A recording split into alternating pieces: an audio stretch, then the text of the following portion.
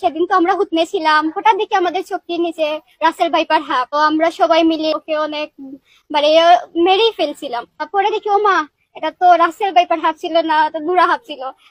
এমনিতে ভাই আপনি দেখছেন যে আমাদের বাড়ি নদীর পাশে, একদিকে তো নদীর পাশে বাড়ি, পানি এমনিতে হামে যায়, আর অন্যদিকে তো ওই রাসেল ভাইপার না ডাইপারের আতঙ্ক।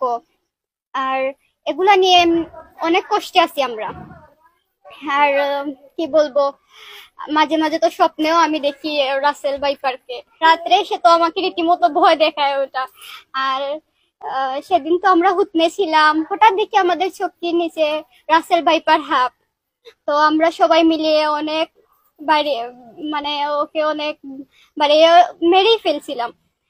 পরে দেখি ও মা, এটা তো রাসেল ভাইপার হাঁপ ছিল না, তো বুড়া হাঁপ ছিল। মানে এরকম আতঙ্কে আমরা আছি যে যে কোনো ধরনের সাপ দেখলে আমরা ভাবি ওটা মানে রাসেল ভাইপার মনে হয় আমাদের কাছে। সিলেটি ভাষা মতন অসুবিধা নেই। আর এখন কি অবস্থা আপনাদের? অবস্থা আর কি কিতা কইতাম ভাই, অবস্থা তো আর দেখলা আপনারা কিতা অবস্থা।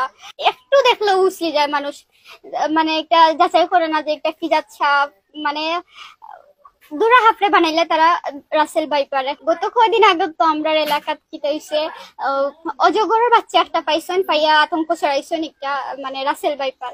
তো মানে এই জিনিসটা করতা না তারা, কারণ আমরা এমনিতেই ফানির আতঙ্ক, আরো এগুলা করলে মানে গুজরাট তো আরো বেশি আতঙ্কিত হয়ে যায়, মানে ছোট বাচ্চারা তো রীতিমতো আতঙ্কিত তারা এগুলা দেখিয়া। আর কিতা কইতাম, মানে সত্য জিনিসটা তারা যাতে এফবি বা ফেসবুক সোশ্যাল মিডিয়াতে তারা মানে ছাড়ে, মিথ্যা গুজব কম ছড়ায় ওটাও।